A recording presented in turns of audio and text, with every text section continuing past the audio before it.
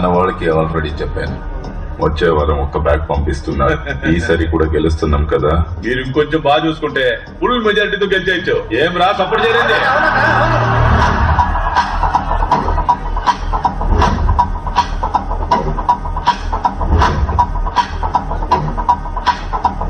వాడు వేస్ట్, పట్టించుకోకనా. గాజు పెంక కూడా వేస్టేరా గుణశేఖర, కానీ కంట్లో పడితే రక్తంలో మారుతుంది. మనం చూడండి రక్తమా, రక్తంలో ఈత కొడతాడు. మనల్ని ఎవరైనా భయపెడితే వాళ్ళని ఎదుర్కోవడానికి 2 దారులున్నాయి. ఒకటి వాళ్ళకి భయపడి దూరంగా పారిపోవడం, 2 అదే చోట నిలబడి వాళ్ళకన్నా బలంగా మారడం.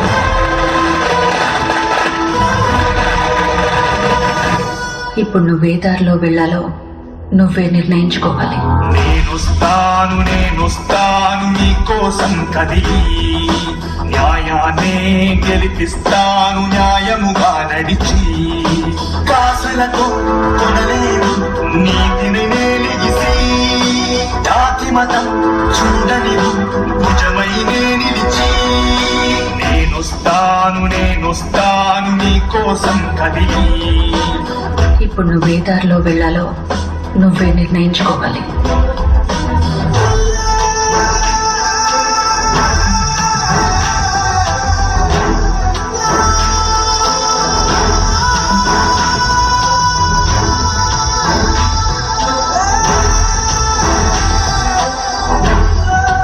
ఇప్పుడు నువ్వే దారిలో వెళ్లాలో నువ్వే నిర్ణయించుకోవాలి.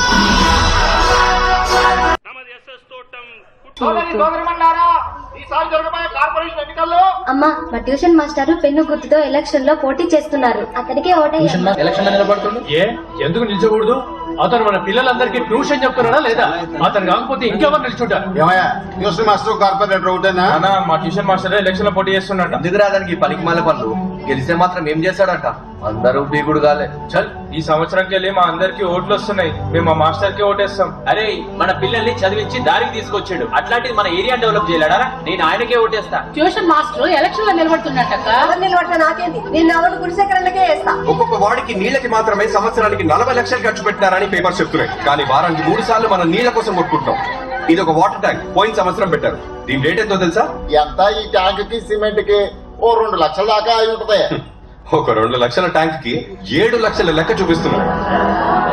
ఈ ఏరియాలో మటుకే 24 వాటర్ ట్యాంకులు ఉన్నాయి. మనకి తెలియకుండానే మన వెనక ఎంత దోచుకుంటున్నారో తెలుస్తుందా? ఏందన్నా ఇంత డబ్బు? ప్రెసిడెంట్ ఎలక్షన్ లో ఖర్చు పెట్టి నీకు పంపించిండు. నా ఖర్చులకి 30%, మిగతావన్నీ నా కోసం నీళ్ళలా ఖర్చు పెట్టండి. ఖర్చు పెట్టి నన్ను గెలిపించాలే.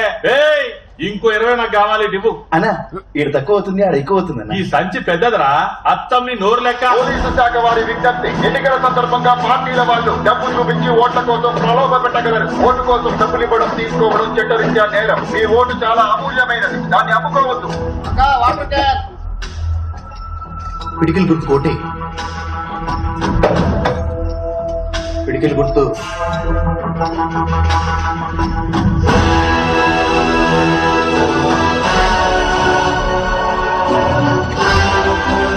శుభ్రం లేని డ్రైనేజ్ నుంచి కంపే కాదు, మనుషుల్ని చంపే రోగాలు కూడా వస్తున్నాయి. దీనికోసం స్లమ్ బోర్డ్ డ్రైనేజ్ మెయింటెనెన్స్ సంవత్సరానికి 35 కోట్లు శాంక్షన్ చేస్తోంది. కానీ ఇక్కడ ఇలా తప్పులు జరగడానికి కారణం తప్పులు చేసే వాళ్ళు మాత్రమే కాదు, అది తప్పు అని చెప్పని మనం కూడా మన తప్పును ఎప్పుడు ఖండిస్తామో అప్పుడే ఇది మారుతుంది.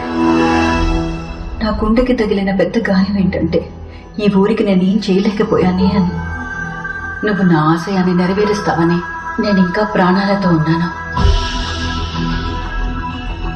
అమ్మా, పాస్ అయ్యానమ్మా.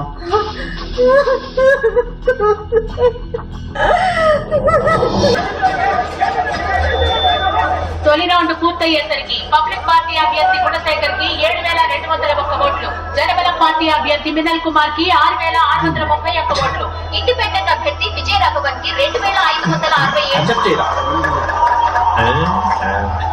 ఏమ్మా, అడిగేది నిన్నే. మా అన్న మిన్నల్ కుమార్ కి ఇంకా ఓట్లు రావాలి. ఏం చేయాలి?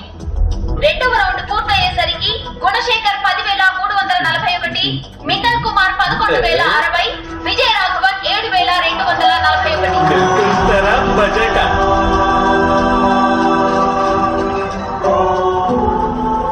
మూడవ రౌండ్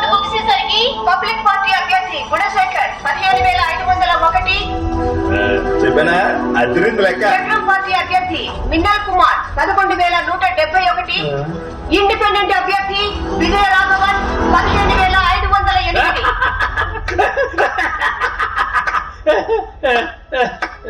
అన్న మనం 7 ఓట్లతో గెలవలేదు, 7 ఓట్లతో ఓడిపోయాం. 147వ వార్డు అభ్యర్థి విజయ రాఘవన్ 7 ఓట్ల ఆధిక్యతతో గెలుపొందారు. నేనొస్తాను నీ కోసం కదిలి, న్యాయాన్నే గెలిపిస్తాను న్యాయముగా నడిచి.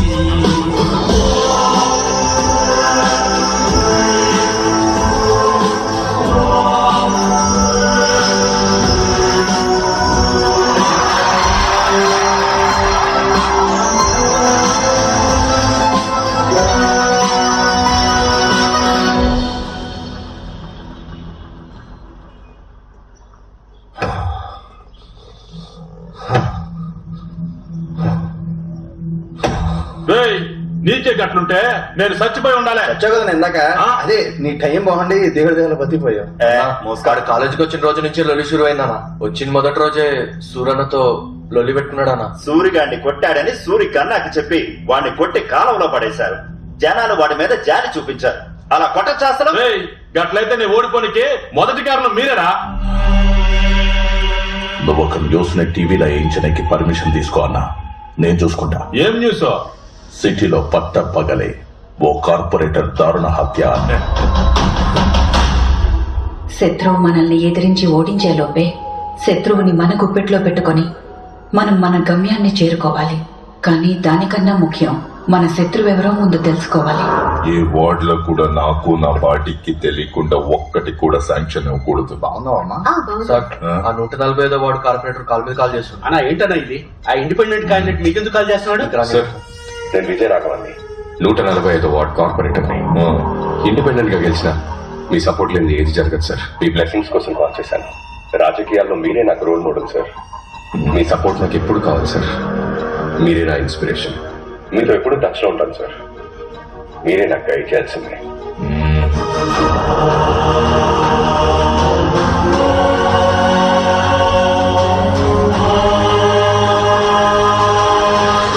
నువ్వు వెళ్లే చోటు నీకు చాలా మంది చెడ్డవాళ్ళు ఎదురవ్వచ్చు. నువ్వెవ్వరికీ భయపడకు. ఎంతమంది చెడ్డవాళ్ళున్నా వాళ్ళ మధ్యలో నువ్వు మంచివాడిలా ఉండు.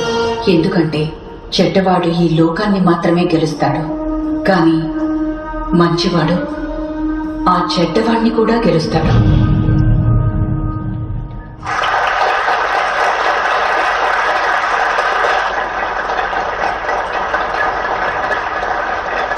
I'm happy to see you all.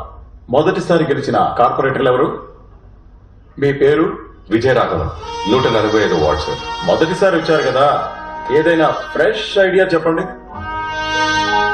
Corporators కి శాంక్షన్ అయ్యే ఫండ్ నుంచి మేమందరం వాటికి ఎంత ఖర్చు పెడుతున్నామో ప్రజలందరికీ తెలియాలి సార్. అర్థం కాలేదే. ఎలాగైతే మన బ్యాంక్ పర్సనల్ అకౌంట్స్ లో డబ్బులు వేసినా లేక తీసినా డైరెక్ట్ గా మన ఫోన్ కి మెసేజ్ వస్తుందో, అలాగే ఒక్కొక్క ఏరియాలో ఒక్కో కార్పొరేటర్ కి ఒక్కో వర్క్ కి ఎంత శాంక్షన్ అవుతుందో, ఎంత ఖర్చు అవుతుందో ప్రజలకు మెసేజ్ వెళ్ళాలి సార్. బ్యాంక్ నుండి డైరెక్ట్ గా మెసేజ్ వెళ్ళేట్టు నేను ప్రజలకి కనెక్ట్ చేయబోతున్నాను సార్. ఎంత వస్తుంది, ఎంత పోతుంది అన్న విషయం ప్రజలకు తెలియదు సార్.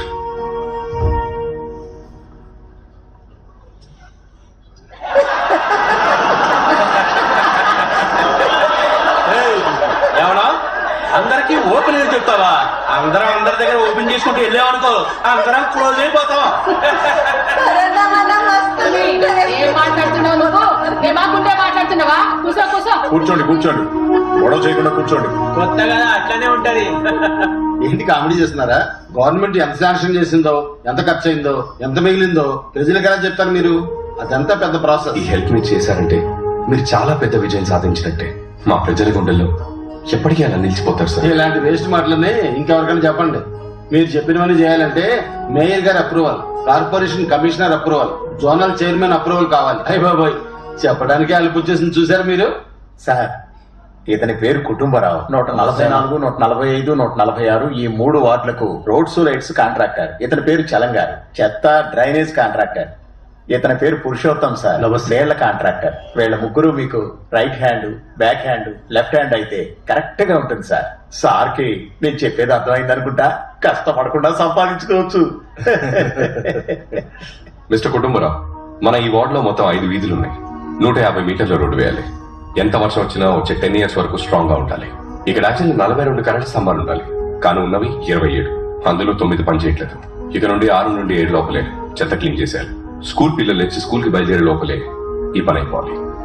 గాలి గట్టిగా వీస్తే రాలిన ఆకులు ఎగరాలి తప్ప చెత్త కుండీలో చెత్త ఎగరకూడదు. సార్ ఒకవేళ తుఫాన్ వస్తే? తుఫాన్ వచ్చినా సరే అక్కడ ఎగరడానికి చెత్త ఉండకూడదు.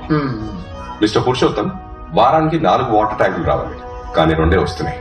ఇంతకు ముందు సంగతి నాకు అనవసరం, కానీ ఇప్పటి నుంచి వారానికి 4 వాటర్ ట్యాంకులు రావాలి. నేను ఇప్పుడు చెప్పిన దానికి బడ్జెట్ ఎంత అవుతుందో రిలాక్స్డ్ గా వర్కౌట్ చేసి చెప్పాను. దానికి ఎందుకన్నా వర్కౌట్ చేసుడు?